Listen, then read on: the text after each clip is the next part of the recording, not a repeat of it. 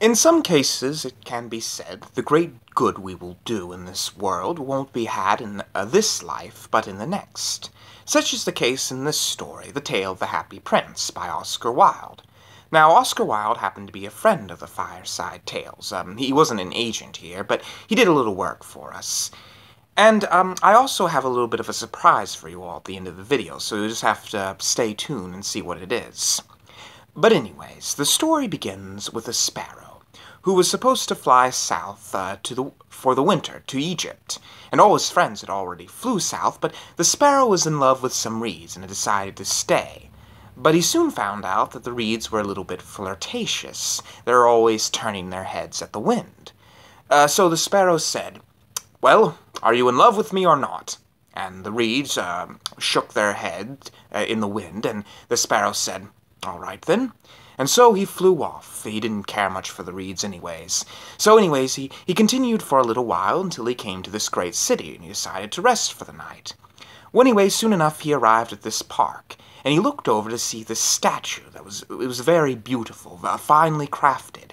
And as he looked at it, he saw a mayor approaching with a bunch of people. And the mayor was with his advisor, and the mayor said, "See here the statue of the Happy Prince. In his day he knew the finest luxuries and pleasures, great food, fine wine and women. And now here he stands, a gold leaf covering, a beautiful ruby in his sword, and sapphire eyes, a testament to our city." And the advisor made sure to take note of everything the mayor said. And the mayor left the park, and the sparrow decided that the prince was as good enough as a place as any to have a little bit of rest. So anyways, it flew down at the prince's feet, and it went to sleep. And as it lay there, it felt a drop of water hit its head.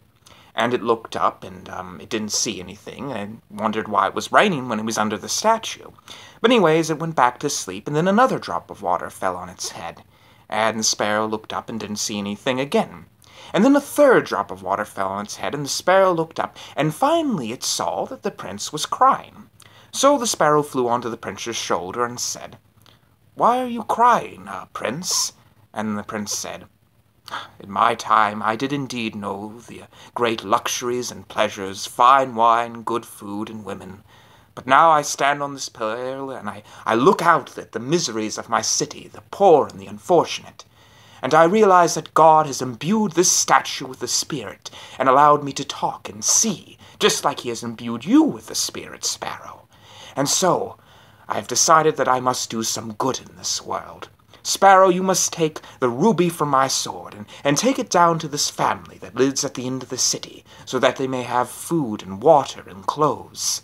Well, anyways, the sparrow said, "Well, it's rather late and I'm flying to Egypt tomorrow, but all right, I guess I can do this one favor for you, but then I really must get some rest." So anyways, the sparrow flew down, and it grabbed hold of the ruby, and it flew, and it landed the ruby on the family's windowsill.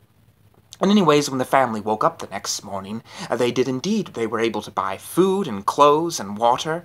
And when the sparrow went to sleep that night, it was filled with joy, and its mind thought about how happy the family was, and having a good place to sleep and food for their stomachs.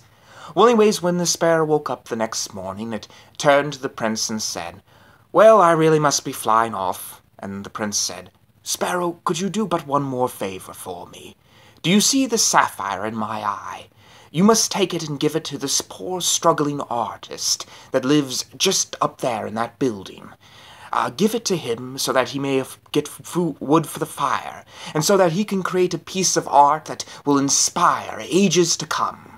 And so the sparrow flew up, and it grabbed hold of the sapphire and flew down and dropped it on the a dramatist's windowsill. And when the dramatist woke up in the morning and got the sapphire eye, he was indeed able to inspire people with his art, and his words were known to all ages.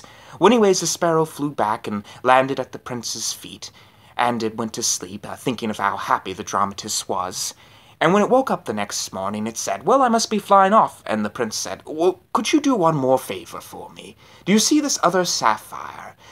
You must take it out of my eye and deliver it to this young girl who has forgot to bring bread home to her father. And her father is going to be very angry at her and punish her. So you must give it to her so that her father will be happy." Well, the sparrow agreed, and it flew down, and it dropped the sapphire at the girl's feet. And the girl ran home, thinking it was just a shard of glass, and when her father found out what it was, he was very happy. And the sparrow flew up and said, "Well, now you are blind, Prince." And the prince said, "Yes, and you must be my eyes. Sparrow, fly around the city and tell me what you see." And the sparrow flew around and came back and said, "I see many a poor people who have given up on life." And anyways, the prince said, "Well, then you must take the gold leaf covering from me and drop it down on these people so that they will be able to afford food and clothes and be brought back to the Spirit of God." So the sparrow took the gold leaf covering, and it flew, and it dropped the gold leaf covering down on the people, and they all reached up their hands and grabbed the gold leaf covering, and the streets were filled with people who were able to afford for themselves a better life. Well, the sparrow flew back to the statue, and the prince said, "Well, now you really must be flying south for the winter." But the sparrow said, "Well, maybe I'll stay a little while longer here and keep you company."